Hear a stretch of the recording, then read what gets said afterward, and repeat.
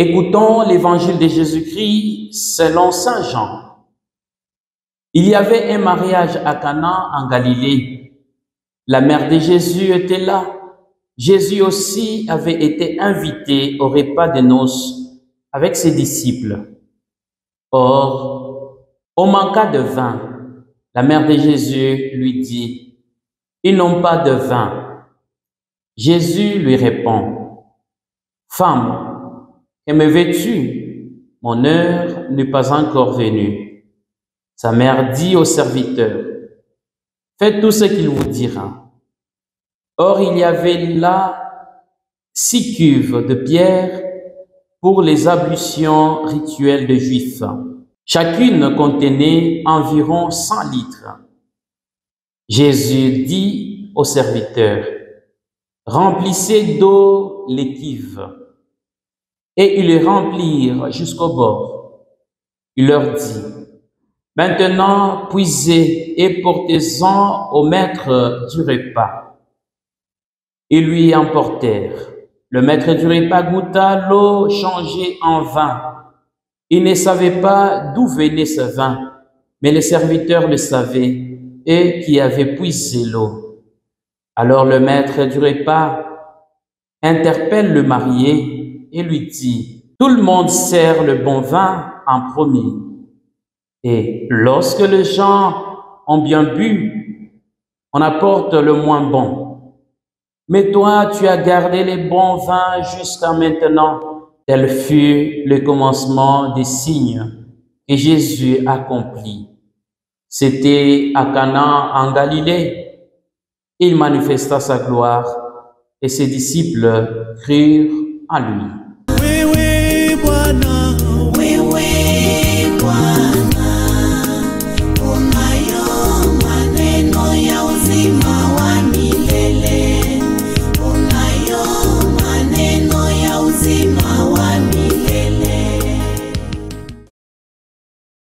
Frères et sœurs, nous célébrons aujourd'hui le 2e dimanche du temps ordinaire de l'année liturgique C. Un dimanche parmi la longue série des dimanches du temps ordinaire qui nous plonge dans la praxis et la mise en œuvre des enseignements reçus de la part de Jésus, notre Sauveur. Pendant cette longue série des dimanches, frères et sœurs, Dieu se manifeste aux hommes à travers le signe d'amour accompli par son Fils Jésus, le Seigneur, notre Dieu et notre frère. L'amour divin pour son peuple et la vision de lumière par rapport à la justice de Dieu se manifestent. Dieu ne restera pas immobile pour l'amour de son peuple, pour l'amour de Jérusalem.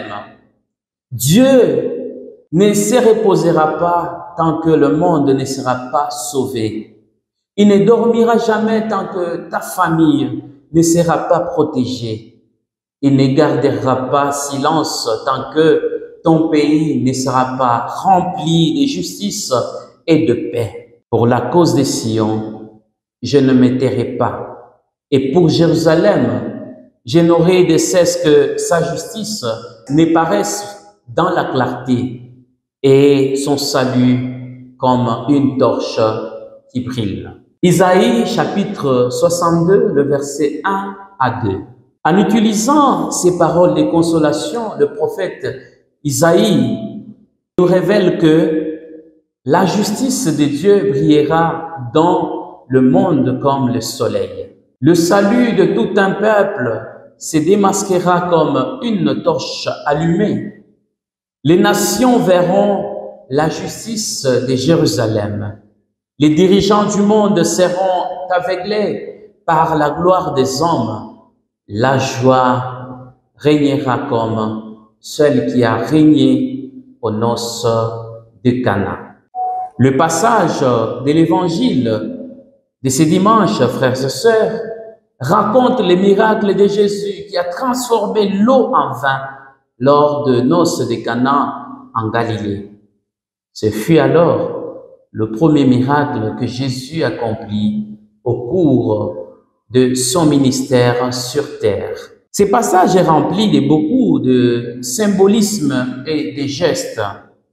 Premièrement, la présence de Marie, l'épouse de Joseph, est celle par qui Jésus a été engendré. Et l'invitation de Jésus lui-même, fils de Marie, par qui le salut est entré dans le monde. Mais pourquoi la présence de Marie et de Jésus aux noces de Cana? C'est la question qu'on peut se poser. Sûrement parce que le couple qui les avait invités avait peut-être de rapprochement ou de proximité avec la famille de Marie, car Marie, telle que présentée par Luc, était une jeune fille vierge vivant à Nazareth, en Galilée, d'où se passaient ses noces. Aux noces de Cana, frères et sœurs, Marie devient alors la mère de tous, la mère de l'humanité, la mère du monde. Sa présence au mariage montre son courage et sa disponibilité envers Dieu. Elle représente les débuts d'une église joyeuse.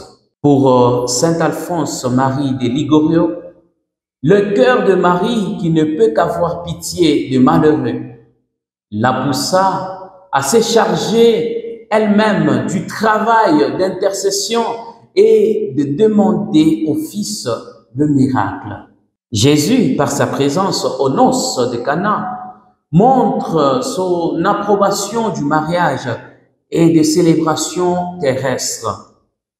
À Cana, frères et sœurs, Jésus unit ses disciples dans une alliance nouvelle et définitive et élève le mariage à la dignité divine. C'est dans les cuves de pierre pour la purification rituelle de Juifs qu'il accomplit son premier miracle, celui du vin nouveau qui préfigure l'Eucharistie de chaque jour. Deuxièmement, frères et sœurs, nous voyons la présence des 6 cuves. Dans la numérologie biblique, le chiffre 6 est un chiffre de l'orgueil et du péché de l'homme qui a refusé d'être la création de Dieu.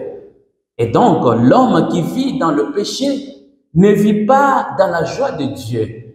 D'où Jésus vient, par sa présence, purifier nos péchés et nous redonner par sa présence aussi de la joie. Cela représente, frères et sœurs, la capacité de Jésus à transformer l'ordinaire en extraordinaire. Et troisièmement, frères et sœurs, Jésus change l'eau en vin. Le symbole de la transformation de l'eau en vin est un signe qui nous renouvelle ou un signe qui révèle la manière dont Dieu agit. Dieu est le Dieu de l'abondance et il vous donnera ce dont vous aurez besoin ou ce dont vous avez besoin. Dans votre vie de souffrance, il apportera la joie. La tradition biblique enseigne que le vin était un signe de joie et de bénédiction de Dieu. Il symbolise la vie, la joie, l'amitié, la fertilité et la spiritualité. Alors le maître du repas appelle le marié et lui dit « Tout le monde sert le bon vin en premier et lorsque les gens ont bien bu, on apporte le moins bon. Mais toi, tu as gardé les bons vins jusqu'à maintenant. » Sans connaître la source de provenance, il ne pouvait que s'adresser aux mariés. Mais Jésus est la source de toute joie, frères et sœurs. Il est le bon vin qui apporte de la vraie joie dans tes entreprises, dans ta famille, dans ton mariage. Alors, mon frère, je te demande, ma sœur, je t'invite, mets ta confiance dans le Seigneur. Ainsi, tu seras et tu auras la joie de la vie éternelle et tu seras la joie de ton Dieu. Restez toujours fidèles à sa parole et bon dimanche à tous. Oui, oui, Bwana, oui, oui.